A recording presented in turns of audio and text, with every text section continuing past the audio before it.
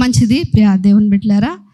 మరి ఎంతో అలజడితో కూడుకున్న ఈ ప్రపంచంలో విరివిగా వినబడుతున్న మాట ఏంటి అంటే స్ట్రెస్.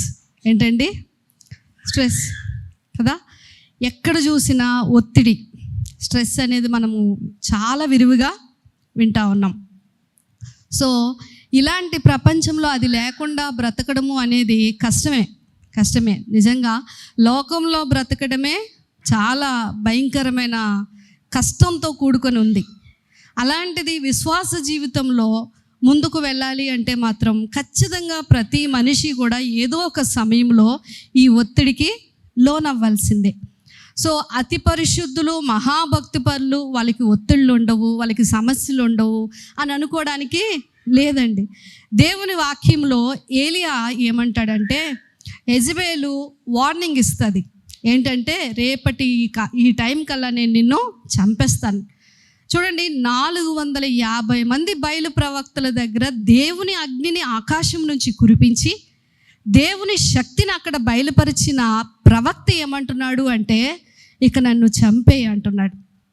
దేవునితో ఏమంటున్నాడు, ఇంక నాకు బ్రతకాలని లేదు, ఆ అన్యురాల చేతిలో చనిపోయే కంటే నువ్వే నా ప్రాణాన్ని తీసుకోమని చాలా కృంగిపోయిన పరిస్థితుల్లో మాట్లాడుతూ ఉంటాడు. చూడండి, అంత భక్తిపరుడికి కూడా ఒత్తిడి ఉందా అంటే తప్పలేదండి. పౌలు కూడా మాట్లాడుతూ ఏమంటాడంటే, నేను ఎప్పుడు బలహీనుడనో అప్పుడే బలవంతుడును.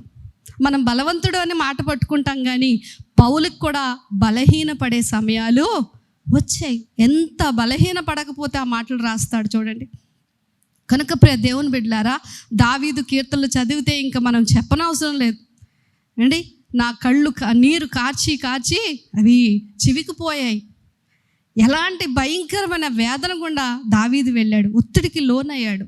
ఆఖరికి మన రక్షకుడైన యేసుక్రీస్తు వారు కూడా ఆ స్ట్రెస్ని భరించినట్లుగా దేవుని లేఖనాలు సెలవిస్తూ ఉన్నాయి. అయితే ప్రస్తుతం పరిస్థితిలో చిన్న పెద్ద వృద్ధులని లేకుండా ప్రతి ఒక్కరి జీవితంలో వినబడుతున్న మాట ఏంటి అంటే, ఒత్తిడి ఎక్కువైపోయింది. నిజమే ప్రియ దేవుని బిడ్డలారా, నిజంగా ఒత్తిడి చాలా మంచిదండి. ఒత్తిడి ఉండాలి కూడా. మంచి ఒత్తిడి ఉంటుంది, చెడు ఒత్తిడి కూడా ఉంటుంది. ఒత్తిడి ఎలా మంచిది అవుతుంది అంటే, మన బ్రదర్స్ చాలామంది జిమ్లకి వెళ్తుంటారు. వాళ్ళు అప్పుడు ఏం చేస్తారు, పెద్దవి బరువైన ఆ సామాన్లు ఇచ్చి ఎత్తమంటారు, దాన్ని లాగమంటారు. సో అప్పుడు ఏమవుతుంది అంటే, ఆ బరువులు ఎత్తేటప్పుడు వీళ్ళ యొక్క మజిల్స్ మీద, కండరాల మీద ఒత్తిడి అనేది పడుతుంది. అలా పడడం వల్లే కండరాలు ఏమవుతాయి, శక్తి పొందుకుంటాయి. అంటే ఆ ప్రెజర్ ఇవ్వడం అనేది చాలాసార్లు చాలా మంచిది. కొంతమంది ఎవరో తోస్తేనే కానీ ఏ పని చేయరు కదండి, ఎవరో చెప్తే తప్ప ఏ పని చేయరు. అలాంటి వాళ్ళకి మనం ఏం చేయాలి? ఈ పాస్టర్ గారు తరచుగా నా దగ్గర మాట్లాడే మాట, పుషప్ చేయి, వాళ్ళు పుషప్ చేయి అంటూ ఉంటారు. నాకు ఇంట్లో పని చేయించుకున్న ఏదైనా పెద్ద, నేను ఎవరిని ఒత్తిడి పెట్టడం, కానీ మనం చెప్పకపోతే వాళ్ళు చెయ్యరు అని అంటూ ఉంటారు. అంటే కొంతమందికి అలా తోస్తే తప్ప, ఒత్తిడి ఇస్తే తప్ప వాళ్ళు ఏ పని కూడా చేయలేరు. అంతేకాదు, ఆలోచించకపోతే, ఆలోచనలకు మనం మెరుగు పెట్టకపోతే తలలో ఉన్న నరాలు మందకొడిగా మారిపోయి కదండి, మనకి దేవుడిచ్చిన జ్ఞానాన్ని కూడా మనం ఉపయోగించలేం. సో ఇలా చూసుకుంటే కొంతవరకు ఒత్తిడి అనేది మంచిదే, కానీ అది మితిమీరితే ఏమవుతుంది? అనారోగ్యాలకి దారితీస్తుంది, అనార్థాలకి దారితీస్తుంది. భవిష్యత్తులో ఏమీ సాధించలేని మరి దిగజార్చేస్తుంది మళ్ళీ. కనుక దేవుని వాక్యంలో దేవుడు మనం మాట్లాడుతున్న మాటల్లో మనకి ఏమైనా ఇలాంటి వాటికి సమాధానాలు ఇస్తున్నాడా? నేను దేవుని లేఖనాల్లో బాగా తెలుసుకున్న విషయం ఏంటి అంటే అండి, ఈ దేవుని వాక్యం ఇచ్చే అంత ఆదరణ ఈ లోకంలో మరి ఎక్కడ కూడా ఎవరు ఇవ్వలేరు.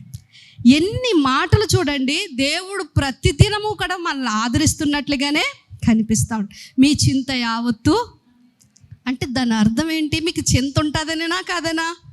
మీకు చింత ఉంటుంది. మీరు చింతించుట వల్ల మూరుడు ఎక్కువ కానీ మూరుడు తక్కువ కానీ చేసుకోలేరు. అంటే విశ్వాస జీవితంలో మనకి తరచుగా ఏం ఎదురవుతుంది అంటే ఈ ఒత్తిడి, లేక కృంగిదల, లేక ఈ మానసికంగా నలిగిపోవడం అనేది మనకు ఉంటుందని ప్రభువు చెప్పారు. నేనే మిమ్మలను ఓదార్చువాడను. ఓదార్పు ఎవరికి అవసరం అండి? ఎవరికి అవసరం? బాధల్లో ఉన్న వాళ్ళకే కదా ఓదార్పు అవసరం. అంటే దేవునికి మన పరిస్థితులు అన్నీ కూడా తెలుసు. చూడము, నా అరచేతుల మీద నేను నిన్ను చెక్కుకున్నాను, తల్లి మరచిన నేను నిన్ను మరువను. ఎంత ఆదరణకరమైన మాటలు. మరి 23వ కీర్తనలో కీర్తనాకారుడు రాస్తూ అంటాడు, ఆయన నా ప్రాణమునకు సేద తీరుస్తున్నాడు. సేద తీర్చడం ఎప్పుడంటే బాగా అలిసిపోయి ఉన్న వాళ్ళకి సేద కావాలి. దేవుని బిడ్డలారా, అంటే దేవుని వాక్యం అంతా ఇంత. నేను ఇంకా చదివితే బోల్డ్ మాటలు మనం ప్రతినిత్యము మనం వాట్సాప్ గ్రూపుల్లోని ప్రతిరోజు మనం చదువుకుంటూ ఉంటాం. ఇంత ఆదరణ దేవుడు ఎందుకు వాగ్దానం చేశాడు? ఇంత బలమైన వచనాలు దేవుడు మనకి ఎందుకు ఇచ్చాడు అంటే ఈ లోక ప్రయాణము సామాన్యమైనది కాదు, చాలా భయంకరమైన వేదనతో, కష్టముతో కూడుకున్నది అని దేవునికి ముందే తెలుసు. కాబట్టి ఇలాంటి మాటలను దేవుడు ముందుగా మన కోసం రాయించాడు. అయితే ఇలాంటి స్ట్రెస్లో మనం ఏం చేయాలి, ఎలా దేవుని మీద ఆధారపడాలి అనే విషయాలు చెప్పే ముందు నేను మంచి ఒత్తిడి, చెడు ఒత్తిడి అని మీ ముందుకు 2 పదాలు తీసుకొచ్చాను. ఈ చెడు ఒత్తిడి, బ్యాడ్ స్ట్రెస్ అంటారు కదా, ఇది ఎలాంటి పరిస్థితుల్లో మనకు కలుగుతుంది? లేక మంచి ఒత్తిడి అంటే ఏంటి? ఈ పరిస్థితుల్లో దేవుడు మనకి ఎలా సహాయం చేస్తాడు? ఇలాంటి విషయాలు కొద్ది సమయం మనం ధ్యానించుకుందాం. సాధారణంగా మనకి స్ట్రెస్నిచ్చే కొన్ని పరిస్థితులు నేను చెప్తాను. అదేంటో తెలుసండి? వాట్ యాక్చువల్లీ ఐ యామ్, అంటే నేను నిజముగా ఏమై ఉన్నానో దానిని అంగీకరించకపోవడం వల్ల నాకు ఒత్తిడి కలుగుతుంది. తెలుసండి? అంటే మన నోట్లో చాలామంది చాలాసార్లు మాట్లాడుకునే మాట, యాక్చువల్గా నేను ఇక్కడ ఉండాల్సిన దాన్ని కాదండి, నేను ఇతనికి వైఫ్ అవ్వాల్సిన దాన్ని కాదు, లేక నేను ఈమెను చేసుకోవాల్సింది కాదు, ఈ ఉద్యోగం కాదు, నేను అమెరికాలో ఉండాలి. ఏంటండి కదా, అసలు మాదంతా వేరేనండి, ఏదో తప్పక నేను ఇలా జీవిస్తున్నాను, ఇలా తట్టుకుంటున్నాను, ఇలా నిలబడుతున్నాను అంటే మనం ఉన్న స్థితిని బట్టి సంతృప్తి పొందకపోవడం వల్ల మనం దేనికి లోనవుతాం? ఖచ్చితంగా ఒత్తిడికి లోనవుతాం. అందుకే మనం ఏ స్థితిలో ఉన్నామో ఆ స్థితిని మనం ఏం చేయాలి? అంగీకరించగలగాలి. కీర్తనాకారుడు రాస్తూ అంటాడు, ఏ జనము ఎక్కడ పుట్టాలో, ఎవరి కుటుంబంలో పుట్టాలో ఆయనకు ముందుగానే ఒక ప్రణాళిక ఉంది. దేవునికి స్తోత్రం కలుగును గాక. హల్లెలూయా. కనుక మనం ఏమై ఉన్నామో, ఏ ఇంటిలో ఉన్నామో, ఎవరితో బంధాలు కలిగి ఉన్నామో, ఏ ఉద్యోగంలో ఉన్నామో, ఎలాంటి స్థితిగతులు కలిగి ఉన్నామో వాటిని మనం యాక్సెప్ట్ చేయలేనంత కాలము మన జీవితంలో కలిగే అసంతృప్తి వల్ల మనము కొంతకాలానికి ఒత్తిడికి లోనైపోతాం. అది మనం బయటికి సంతోషించినట్లుగా ఉంటాం, కానీ ఎక్కడో మన మనసులో అది మళ్ళీ ఏం చేస్తూ ఉంటుంది? దొలిచేస్తూ ఉంటుంది. ఇది మొదటి కారణం అండి. రెండవ కారణాన్ని మనం చూసినట్లయితే దేవుని బిడ్డలారా, నేను 3 పదాలు మీకు చెప్తాను, గుర్తుపెట్టుకోండి బ్యాడ్ స్ట్రెస్కి. అదేంటి అంటే హరి, వరి, కర్రీ. హరి, వరి, కర్రీ. ఇవాళ రేపు మనుషులు ఉరుకులు పరుగులు. మనం ఒక పాట పెట్టారు, ఎవరికో సహోదరులు పెట్టారు, ఎన్నాళ్ళు ఈ పరుగులు, ఓ క్షణము తీరికైన లేని ఉరుకులు. కదండి? నిజంగా ఈ లోకాన్ని చూస్తూ ఉంటే మనుషులు ఎవ్వరూ కూడా సమయం లేదు, కంగారుగా బ్రతకడం మనము చూస్తూ ఉన్నాం. ఎవరు ఊరట పొందుతున్నట్లుగా మనకి కనిపించట్లేదు. టైం అయిపోతుంది. అదేంటో దేవుడు ముందుగా చెప్పినప్పుడు సమయము గాలికి ఎగరగొట్టు పొట్టు వలె అయిపోద్ది అన్నట్లుగా ఎలా తెల్లారుతుందో, ఎలా రాత్రి అవుతుందో తెలియట్లేదు. కనుక ఈ కంగారు వల్ల మనకి ఏమవుతుంది అట? ఒత్తిడి వస్తుంది. మీరు నిదానంగా ఉండే మనుషులు అనుకోండి, మీ వెనక కంగారు పెట్టే ఒక మనిషి ఉంటే ఏమవుతుంది? ఎలా ఉంటుంది? నోట్లోనే ఉంటుంది కదండి. ఏమవుతుందో తెలీదు. సో ఆ ఫోర్స్ అనేది మన మీద తెలియకుండానే ఒకలాంటి ఒత్తిడికి మళ్ళీ గురి చేస్తూ ఉంటుంది. కనుక దేవుని పిల్లలుగా దేవుని వాక్యంలో దావీదు కూడా అంటాడు, నేను తొందరపడిన వాడిని ఎవరు నమ్మదగిన వారు కాదనుకున్నాను అంటాడు. సామెతల్లో అంటాడు, తొందరపడివాడు తప్పక తొట్టిల్లును అని అంటాడు. నిదానం అనేది మనకి చాలా అవసరం అండి. అసలు దేవుని ఆత్మ మనకి ఎంత ప్రశాంతతని ఇస్తాడో తెలుసా? ఈ నిదానము నెమ్మది అనేది ఎవరికి వస్తుందో తెలుసా? దేవుని ఆత్మ కలిగిన వాళ్ళకి వస్తుంది. మనం చాలా ప్రశాంతంగా ఉండాలి. ఈ కంగారు వల్ల ఏమవుతుంది అంటే మనకి అనుకోకుండానే కొన్ని సంవత్సరాలకి, అంటే అప్పటికప్పుడు కనిపించకపోయినా ఆ పడి పడి పడి పడి ఆటోమేటిక్గా మన శరీరం అలసటికి లోనై మనము స్ట్రెస్కి లోనైపోతాం. ఇది మొదటి కారణం. రెండోది ఏమన్నాను? వర్రీ. ఏంటండి? వర్రీ, చింత. కూర్చొని మనం ఎక్కువగా జరిగిన దానికి అయిన దానికి అవ్వని దానికి కూర్చొని ఏం చేస్తూ ఉంటాం? ఆలోచిస్తూ ఉంటాం. ఇంకా ఈ చింత అనేది మనల్ని ఎలా చేసేస్తుంది అంటే ఒక్క అడుగు ముందుకు వెళ్ళకుండా చేసేది.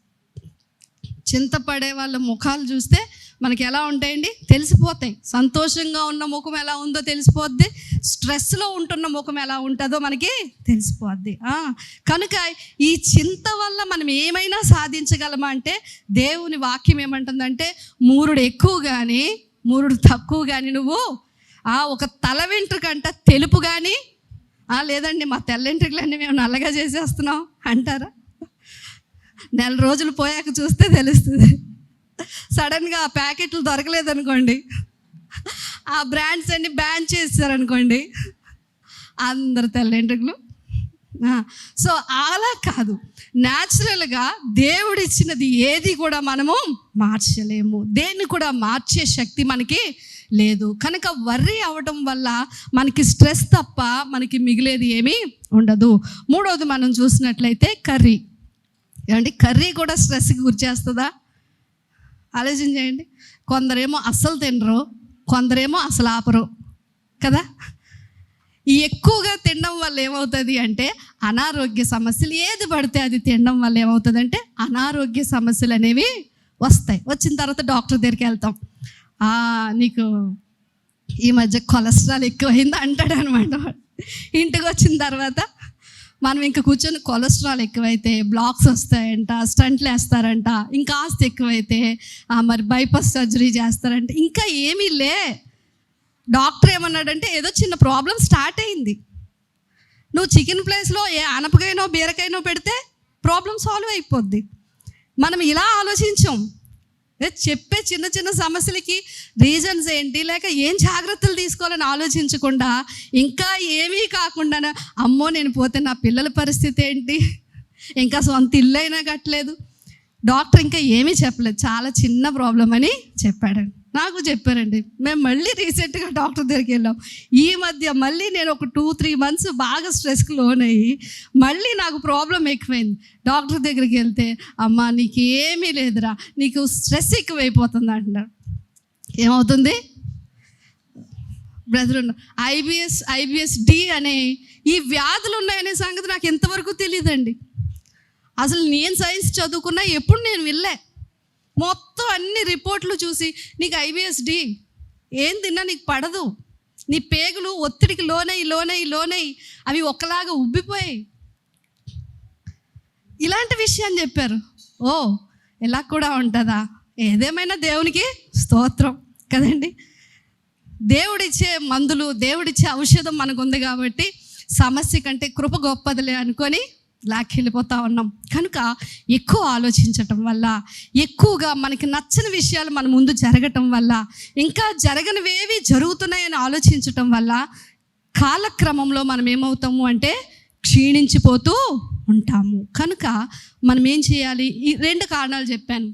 బ్యాడ్ స్ట్రెస్కి 2 కారణాలు ఉన్నాయి. ఒకటి ఏంటి అంటే మనమున్న స్థితిని మనము యాక్సెప్ట్ చేయకపోవడం వల్ల. రెండవది ఏంటి అంటే కంగారు, ఏంటండి, ఇంకా చింత, ఇంకా తినే ఆహారం విషయంలో కూడా ఈ రోజుల్లో చాలా జాగ్రత్త తీసుకోవాలండి, చాలా జాగ్రత్త. నేను మీకు చెప్తున్నా, వన్స్ హెల్త్ కోల్పోతే దాని విలువ ఏంటో మనకు తెలుస్తుంది. నేను తినడం వల్ల కోల్పోలేదు, నేను అస్సలు తిన్నాను, చాలా చిన్నపిల్లలు తినే అంత తింటానండి. ఎందుకు ఇలాంటి వ్యాధులు వచ్చాయంటే దేవునికే తెలియాలి అవన్నీ. కానీ ఏదేమైనా నేను మీకు జాగ్రత్త చెప్తా ఉన్నాను, మీ ఫుడ్ విషయంలో మీరు చాలా జాగ్రత్తగా ఉండండి. ఎందుకు అంటే కోల్పోయిన తర్వాత కానీ దాని విలువ ఏంటో మనకి తెలియదు. వీటి వల్ల కూడా మనకి స్ట్రెస్ వస్తుంది. ఇంకా తర్వాత కారణం ఏంటంటే, మూడో కారణం, గడిచిపోయిన గతాన్ని మనం మాటి మాటికి తవ్వుకోవడం వల్ల మనకేమొస్తుంది? అండ్ ఒక్కటేమైనా మార్చగలమా? పోనీ ఏదో జరిగిపోయి మన జీవితంలో ఎవరో ఏదో అన్నారు, లేదా ఏదో నిర్ణయాలు తీసుకొని కొంత కోల్పోయాము, లేక కొంత బాధపడ్డాం, లేదా ఏదో జరిగింది సంథింగ్ గతంలో. ఇప్పుడు దాన్ని తవ్వుకొని కూర్చొని ఆలోచించటం వల్ల ఏమైనా దాన్ని మార్చగలమా? ఆలోచించేయండి. ఏ సమస్య లేకపోతే కొంతమంది కూర్చొని గతాన్ని తలుచుకొని మరి బాధపడుతూ ఉంటారు. అది స్త్రీల్లో కాస్త ఎక్కువ ఉంటుంది. సంతోషించే గడియల్లో కూడా అలా అన్న మాటలు గుర్తుకొచ్చేస్తే, అప్పుడు అలా అన్నారు, నేను అలా తట్టుకున్నాను, అలా నిలబడ్డాను, నా ఇంట్లో వాళ్ళు ఇలా బాధపడ్డారు, ఇలా చేశారు, అలా చేశారు. ఎందుకు దాన్ని మనం మార్చలేనప్పుడు ఇంకా గతంలోకి వెళ్ళి ఏ ఉపయోగం కూడా మనకి లేదు. అయితే నమ్మదగిన దేవుడు ఎంత గొప్పవాడో తెలుసండి. వాక్యంలో రెస్టోర్ అనే ఒక పదం మనకు కనిపిస్తూ ఉంటుంది. అదేంటంటే పునరుద్ధరణ. దేవునికి స్తోత్రం. మన గతాన్ని తిరిగి ఆయన ఏం చేయగలడు? పునరుద్ధరించగలడు. మన యొక్క మనస్తత్వాలను, మనకు నచ్చినవి కానీ మన చుట్టూ ఉన్న వాళ్ళకి కానీ నచ్చని మనస్తత్వాలను తిరిగి ఆయన మార్చగలడు. కనుక గతము గురించి మనం ఆలోచించటం వల్ల వచ్చే స్ట్రెస్ని మనం ఎలా ఓవర్కమ్ చేయొచ్చు అంటే, దేవుని మీద విశ్వాసం ఉంచటం వల్ల ఓవర్కమ్ చేయొచ్చు. ఎందుకంటే ఆయన ప్రతీది కూడా సమకూర్చి మేలు కొరకే జరిగిస్తూ ఉన్నాడు. కనుక దేవుని బిడ్డలారా, 4 విషయాలు చెప్పానా? 3 విషయాలా? 3 చెప్పాను. ఇప్పుడు 4వ విషయం ఏంటో తెలుసా? భావోద్రేగాలు అనేవి మనం వ్యక్తపరచాలి అండి. మనిషికి ఏమున్నాయి? కోపం ఉంది కదా, సంతోషం ఉంది, దుఃఖం ఉంది కదా, అన్నీ ఉన్నాయి. కొంతమంది ఎలా ఒత్తిడికి లోనైపోతారో తెలుసండి? వారి మనసులో ఏముందో బయట పెట్టరు. ఇంకా లోపల ఉన్న విషయం ఏదైనా తెలుసుకోవాలంటే మనమే తలకిందులుగా తపస్సు చెయ్యాలి. నిజంగా మనం ఎక్స్ప్రెస్ చేయాలండి.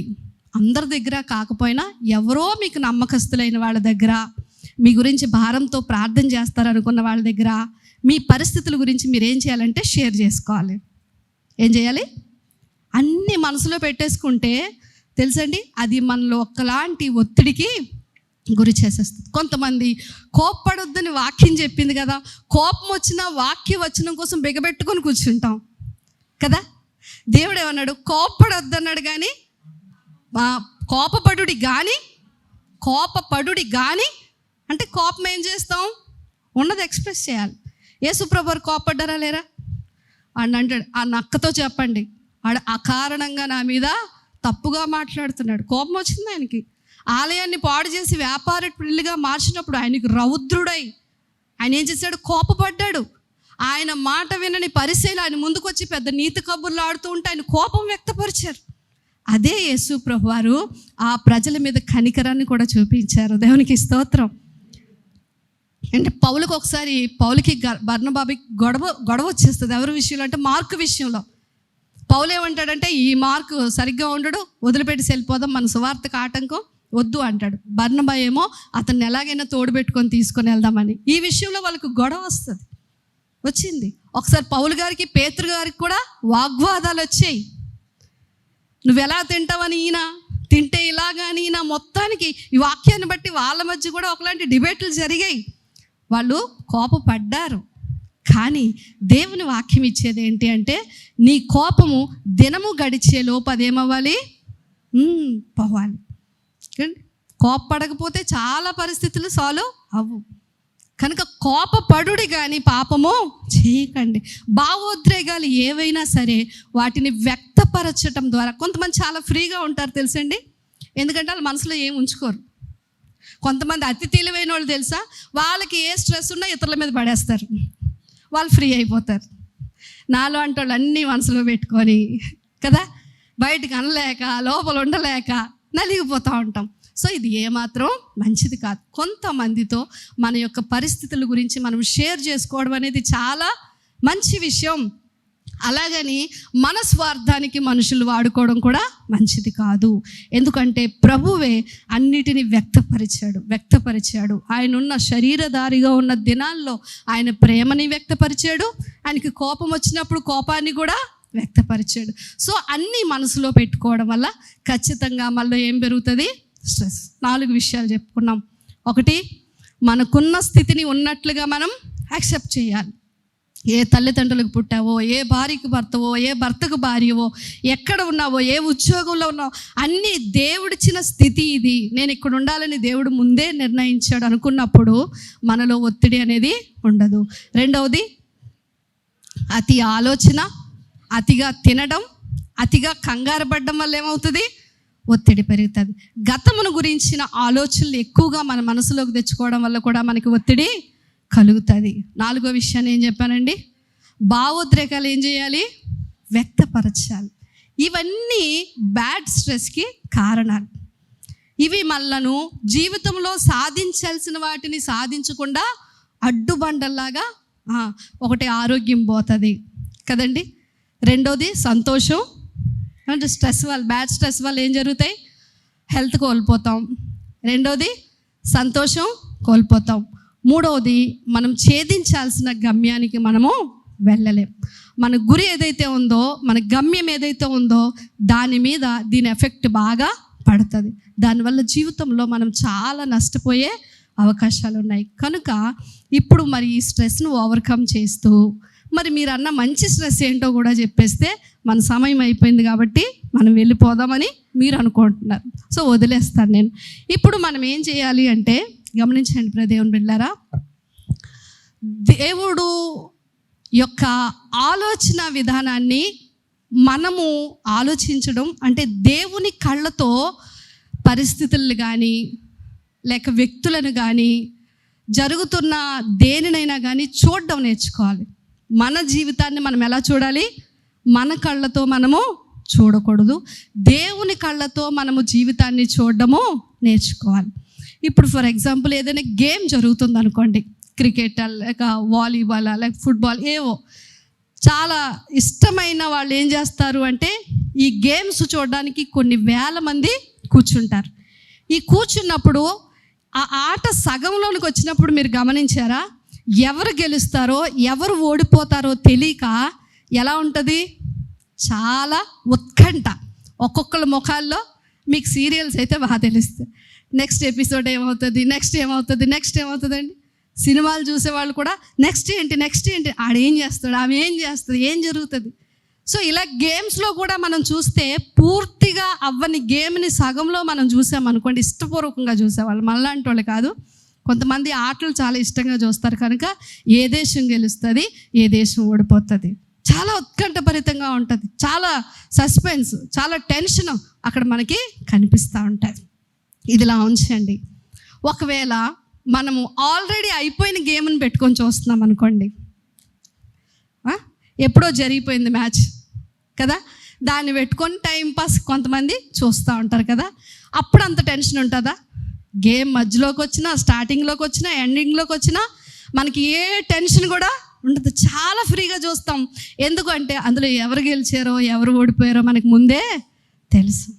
నేను ఒక మాట చెప్తాను, ఆల్రెడీ ఆడుతున్న గేము ఎలాంటిది అంటే మనం చూసే గేమ్ లాంటిది. అంటే మన దృష్టిలో ఈ జీవితం ఎలాంటిది అంటే ఇప్పుడు అవుతున్న ఒక ఆట లాంటిది. కానీ దేవుడు మన జీవితాలను చూసేసరికి మన జీవితం ఎలాంటిది అంటే ఇది అయిపోయిన ఆట లాంటిది. చూడండి, మన జీవితం మన కళ్ళతో చూసినప్పుడు నా పిల్లలు ఏమవుతారు, నా ఆరోగ్యం ఏమవుతుంది, నా పరిస్థితి ఏంటి, నేను ఎలా బ్రతకాలి, ఎలా ఈ లోకంలో మిగిలిన జీవితాన్ని జీవించాలి, ఎందుకు నాకే ఇలాగ అవుతుంది, అసలు నేను నిలబడగలనా, ఎంత టెన్షన్తో ఉంటాం మనం. ఎందుకంటే మన జీవితం చివరి వరకు ఏం జరుగుతుందో మనకి తెలియదు కనుక మనం టెన్షన్ పడతాం. కానీ మన ప్రభువు మన జీవితాన్ని చూసేసరికి ఆయనకి ఏం తెలుసు అండి? ఆల్రెడీ మన జీవితం అంతా ఆయన ఎలా నడిపించబోతున్నాడో ఆయనకి తెలుసు. దేవునికి స్తోత్రం కలుగును గాక. ఇర్మియా గ్రంథం 29:11 ఆయన అంటాడు, నేను మీ గురించి ఉద్దేశించిన సంగతులు అవి ఎల్లప్పుడూ క్షేమకరమైనవే కానీ హానికరమైనవి కావు. మన జీవితం అంతటికీ కావలసిన ఆయన ప్రణాళిక ఎప్పుడు మంచిదే తప్ప ఎక్కడ చెడు అనేది లేదండి, లేదు. అందుకే దేవుని ప్రేమించే వారికి సమస్తము సమకూడి మేలు కొరకే జరుగుచున్నది. హల్లెలూయా. ఇది ఆయన దృష్టిలో. కీర్తనాకారుడు ఒక్క మంచి మాట రాస్తాడు, మీరు ఒక్కసారి తీసి చూడండి. 139వ కీర్తన 16వ వచనంలో ఒక మాట చూద్దాం. 139వ కీర్తన 16వ వచనం చదువుతున్నారు. నేను పిండమునై ఉండగా, దేవుడు మళ్ళీ ఎప్పుడు చూశాడండి? రూపింపబడిన దినములలో ఒకటైనను కాక మునిపే కదా అవన్నీ.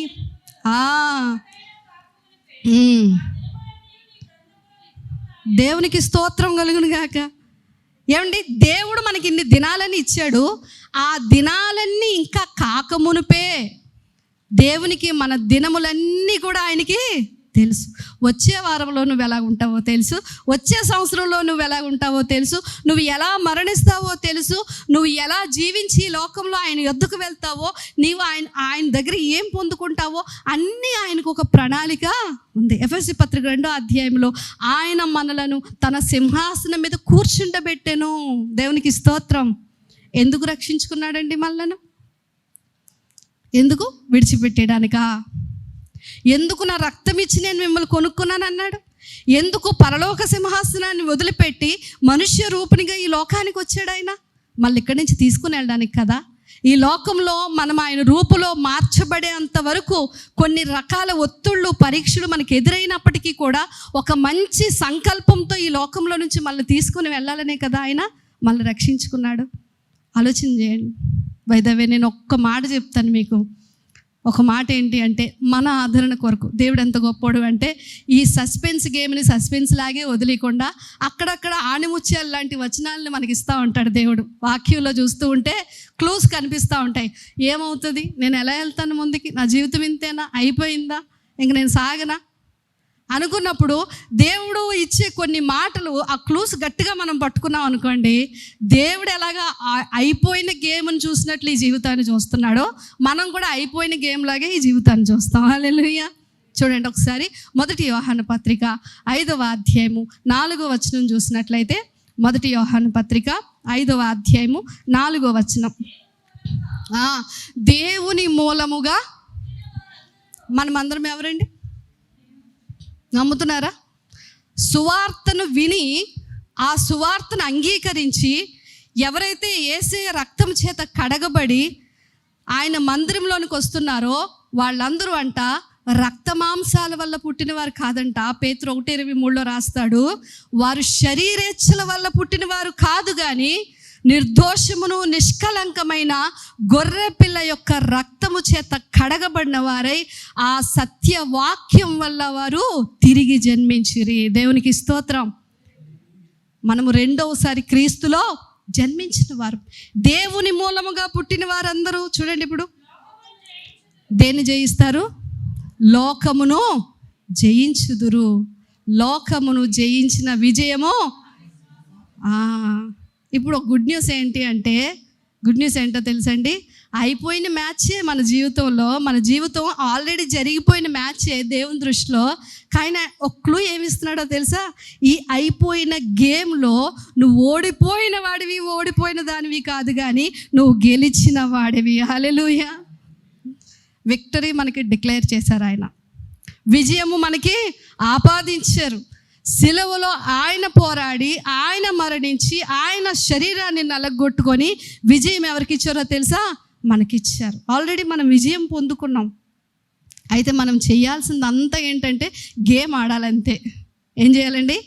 గేమ్ ఆడాలి, యుద్ధం చేయాలంతే. వస్తుంటాడు ఎవడొకడు, ఒక దెబ్బ వేయాలి. కొన్నిసార్లు పడిపోతుంటాం, కొన్నిసార్లు వేస్తుంటాం. ఏదో చేసి మొత్తానికి ముందుకు వెళ్ళిపోతూ ఉండాలి. ప్రభు ఏమంటున్నాడంటే, నువ్వు విశ్వాసంతో సాగిపో అంతే. నువ్వేం చేయవసరం లేదు. ప్రతి పరిస్థితిని విశ్వాసంతో నువ్వు ఎదుర్కో. విజయం మాత్రం నేను నీకు ఆల్రెడీ ఇచ్చాను. దేవునికి స్తోత్రం. ఏంటి ధైర్యం వస్తుందా? ఇంకా కూర్చొని ఆడాలనిపిస్తుందా? తలగళ్ళు తడిపేస్తున్నాం మనం కదా. ఎందుకు చింత, ఎందుకు బాధ? ఆలోచించేయండి. దేవుని మీద విశ్వాసం ఏం చేస్తుందంటే ఈ లోకంలో కలిగే ప్రతి శ్రమలో కూడా మనం విజయంతో ముందుకు వెళ్ళేలాగా చేస్తుంది. నిజంగా చాలా కష్టం ఈ జీవితం, నిజముగా చాలా కష్టం. ప్రభు అందుకే అన్నారు, లోకములో మీకు శ్రమ కలుగును, అయినను ధైర్యము తెచ్చుకొనిడి, నేను లోకమును జయించి ఉన్నాను. కనుక బేలగా ఉండకూడదు. మనం దేవుని సన్నిధిలో మనకున్నాయి, చాలా బాధలు ఉన్నాయి, ఏం చేస్తాం? వాటన్నిటిని కూర్చొని అడగకూడదు. కానీ వీలైనంత వరకు ప్రార్థనతో, విశ్వాసంతో మనం వాటిని ఎదుర్కొంటూ ముందుకు వెళ్ళిపోవాలండి. గమనించండి, దేవుని మీద విశ్వాసం ఏం చేస్తుంది అంటే జీవితంలో భయాలను ఓడించేలా చేస్తుంది. దేవునికి స్తోత్రం. 2 సత్యాలు నేను మీకు చెప్తాను. మొదటిగా, మనము ఈ జీవిత యాత్రలో సంతోషంగా ముందుకు వెళ్ళాలి అంటే ఎన్ని పరిస్థితులు ఎదురైనా, మీరు యాకోబు పత్రిక 1వ అధ్యాయం 2వ వచనం చదివితే అక్కడ ఒక మాట ఉంది, విశ్వాసానికి కలిగే పరీక్ష అని ఉంటుంది. ఏంటండి? చాలండి. అంటే మన విశ్వాసానికి ఏం ఎదురవుతాయి? ఏంటి? పరీక్షలు రాస్తున్నామా లేదా? చాలా పెద్ద పెద్ద పరీక్షలు రాస్తున్నామండి. నేనైతే ఒక పుస్తకం రాసేయచ్చు. మేము మీకు ఇస్తే మీరు ఒక పుస్తకాలు రాసేస్తారు. చనిపోయేలోపు చూద్దాం, ఒక పుస్తకం రాయడానికి ఏమన్నా ప్రయత్నం చేద్దాం. విశ్వాసమునకు కలుగు పరీక్ష అంటే మన విశ్వాస జీవితంలో అనేక పరీక్షలు వస్తాయి. పేతురు గారు ఇంకాస్త ముందుకెళ్ళేమంటున్నారు. 1వ అధ్యాయం 6వ వచనంలో ఏమంటున్నారు అంటే, ఆయన మీ విశ్వాసమును అగ్ని కొలిమిలో పరీక్షించినట్టు. ఏంటంటే విశ్వాసానికి పరీక్ష ఎదురవుతుంది, అదొక ఎత్తు. అయితే అంటే పరీక్షల ముందు పిల్లలు ఎలా ఉంటారు? చాలా హ్యాపీగా తిరుగుతారా? సంవత్సరం అంతా ఆడేసుకుంటారు. కానీ ఎగ్జామ్స్ ముందు ఎలా ఉంటారు? చాలా టెన్షన్గా ఉదయాన్నే లేచిపోవడం, చదివేయడం, పుస్తకాలు తిప్పేయడం. పరీక్ష రాయాలి అంటే ఎవరికైనా భయమే, ఎవరికైనా కష్టమే. విశ్వాసానికి కూడా పరీక్షలు ఉన్నాయి, వాటిని ఎదుర్కోవడం కష్టమే. ఇంకా పేతురు గారు ఆ విశ్వాసం అంట అగ్ని కొలిమిలో వేయబడుతుంది. అగ్ని కొలిమి, ఒకరికి అనారోగ్యం అనే కొలిమిలో దేవుడు వేసేస్తాడు, ఒకరిని ఆర్థిక కొలిమి అనే దానిలో వేసేస్తాడు, ఒకరి నిందలు అవమానాలనే కొలిమిలో వేసేస్తాడు. ఒక్కొక్కరికి ఒక్కొక్కటి. మీకు తెలుసు కదండి, మీరు ఏ కొలిమిలో ఉన్నారో మీకు తెలుసు. అయితే శుభవార్త ఏంటో తెలుసండి, ఎప్పుడైనా మీరు కంసాలి దగ్గరికి వెళ్ళి అతను వెండిని కానీ బంగారాన్ని కానీ కొలిమిలో వేసినప్పుడు అంటండి, పక్కన టీ తాగుదాం రండి కాస్త అంటే దీన్ని ఇలా వదిలేసి వెళ్ళిపోడటండి. తెలుసా? ఎప్పుడైనా చూద్దాం, వెళ్దాం ఒకసారి. ఎప్పుడైనా వెండిని కానీ బంగారాన్ని కానీ, సాధారణంగా బంగారం అన్నాడు కదా పేతురు గారు, బంగారాన్ని కొలిమిలో వేసి టీ తాగేసి వస్తాను ఇది కాలే లోపు అని చెప్పి కంసాలు ఎప్పుడు పక్కకి వెళ్ళటండి.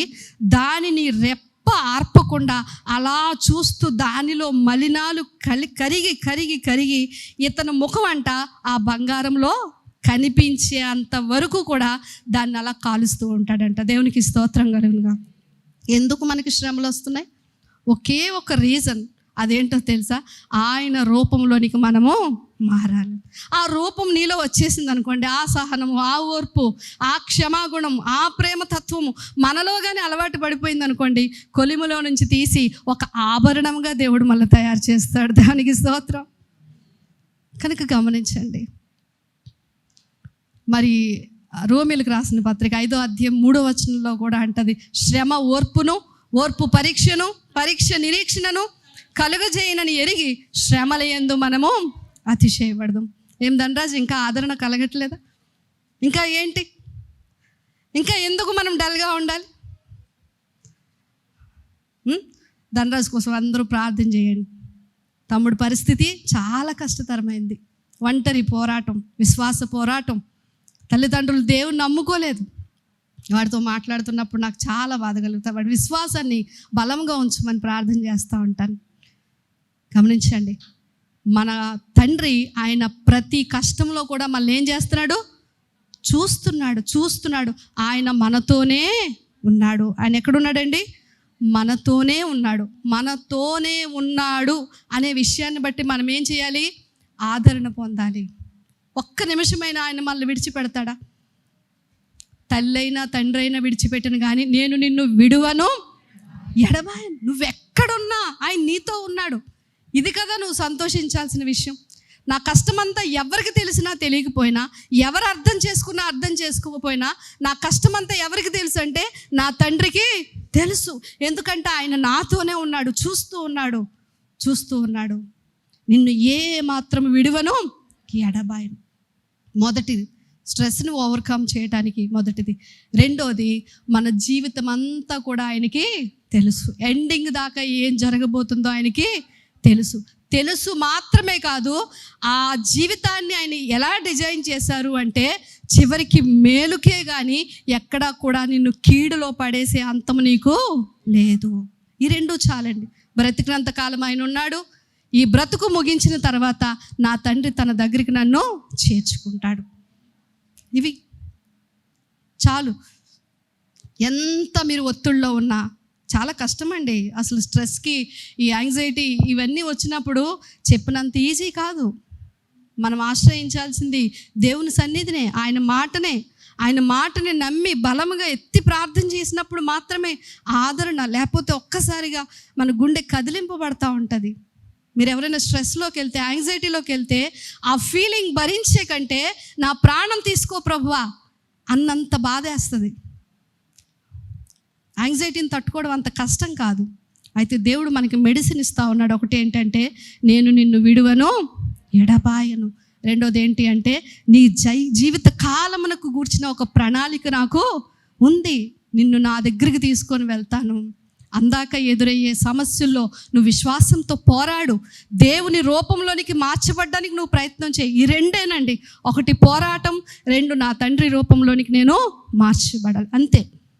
ఈ రెండు మనకి చాలు. ఈ జీవితంలో మన జీవితం ఒక అద్భుతమైన ముగింపులోనికి వెళ్తుంది. అయిపోయింది. బ్యాడ్ స్ట్రెస్ని ఎలా ఓవర్కమ్ చేయాలో మనం తెలుసుకున్నాం.